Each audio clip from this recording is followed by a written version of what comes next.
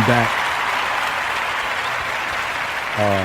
Just wanted to make sure that I got all these thoughts out. So this is, I guess, bonus material. But there are, again, people who want to snatch away all your value. There are people who want to break your spirit.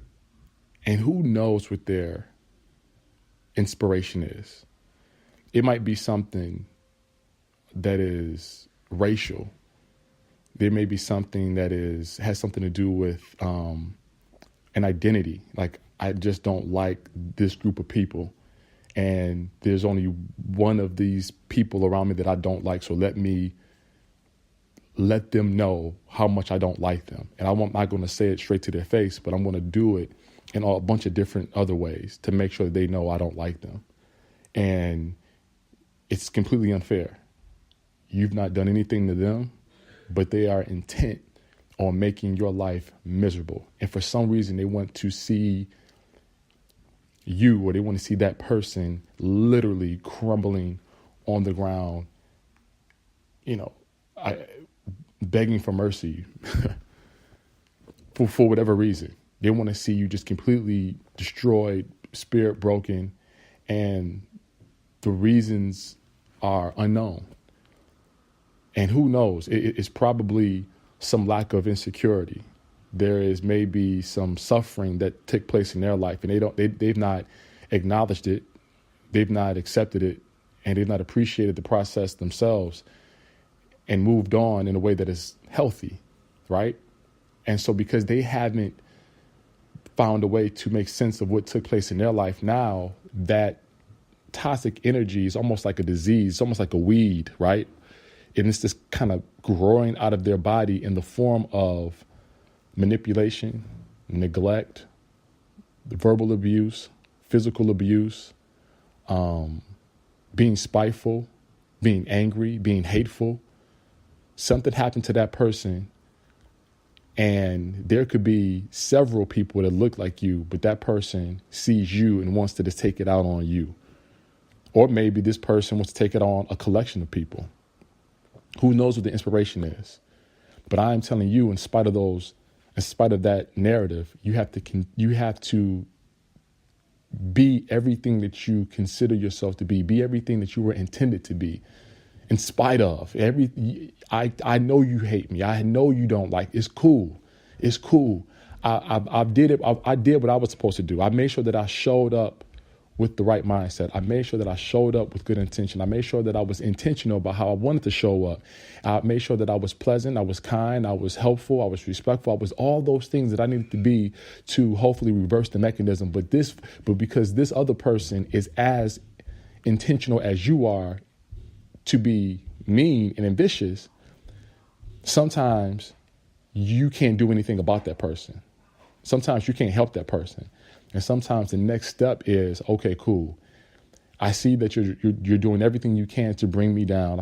I see you doing everything to crush my spirit. Now I have to take my level of intention and being intentional. I have to take my level of living. I have to take my knowledge of self and go to another level. I got to go to another level. Now I got to make myself undeniable. And sometimes we should want to be undeniable just because, but sometimes we need a little bit of motivation. And I hope that we don't run into these vicious, malicious, manipulative people to pull that out of us. But I think sometimes that's what it is. So as I talk about the basketball player can be any athlete. As I talk about the person in a relationship, it doesn't have to be a marriage. It could be a friendship. As I talk about the person at work, that work relationship can be a variety of relationships as well. But in the midst of such a toxic relationship, you have to figure out how to convert that toxic relationship into something that is useful, something that provides you an advantage. And it's tough. It's tough because some people are not only manipulative, but they're smart. Some people have the money, they have the power, they have the reputation, they have the prestige. You may be experiencing someone being incredibly ill to you and everybody else is falling for the okie doke. And you're like, can anyone see that this person is toxic? Can anyone see that this person is a con artist? Does anyone see how this person treats me? And no one can see it because that person might be smart enough to make sure that the people who should be holding them accountable and being honest with them and challenging them, that person may be making sure that all those people are taken care of. And so because they have this, we call it the affinity bias. The affinity bias is when you're biased towards someone because you like them, that they have a high level of likability. And because you like them so much, it enables you to see them for what they really are.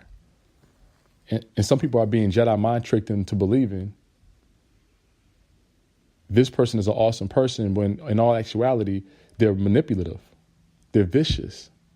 They're hateful, spiteful. And they might be in the way of your success. And so how do you fight that force to become who you're supposed to become? And that's when you got to go to another level and make yourself undeniable. And every day you have to make sure that I am operating within my purpose. Because when I'm in my purpose, my knowledge and my instincts are elevated. They're expanded. They become limitless. So now you can't come at me from a knowledge base or and say I'm not smart enough, because I'm more than smart. I'm a genius at this stuff. But they can't say, well, he just doesn't, she or he doesn't have the feel for it. No. My instincts are incredible when I'm operating in this capacity. You compete with yourself. When you compete with yourself, you take all the power away from the people that are working to crush your spirit, and you take back that power. Some of us are giving more power to the enemy. We're handing over the power to the enemy. This person doesn't think I'm worth anything. They think I'm worthless. They think I have zero value. I have zero skill. I have zero ability to contribute. And they've taken that away from me. But you have to take it back. You have to take it back. And you might get a little bit of an opportunity, but with as much confidence as you can strum up, you need to take that little bit of an opportunity and do the hell out of it. And the last thing is you have to attack the process spiritually. You have to feel what it's going to feel like to make the breakthrough. So, man, I just had to do that second lap around to make sure that everybody understood where I'm coming from, because as I watch people who suffer and go through some things, I recognize that some of these forces out here are ill. They are ill, but there are answers. They are answers. And so whether you're a spiritual person, you believe in God, or you believe in a higher divinity, the size of your problem and the size of your enemy depends on who your God is. And some of people who don't believe in God, that's cool, but maybe there's a spiritual force that you believe in. But whatever the case may be, make yourself undeniable, use your higher divinity, and attack the process. Don't attack the person. Don't attack the person. Attack the process. Conquer them so that you can move on, knowing that anytime that I see the enemy again, or I see somebody who's coming at me that way, I already know how to handle them. And before long, you'll come up with you'll be challenged in some other ways, but I guarantee you this, once you'll be challenged in other ways, but you'll never be able to be defeated by that enemy again.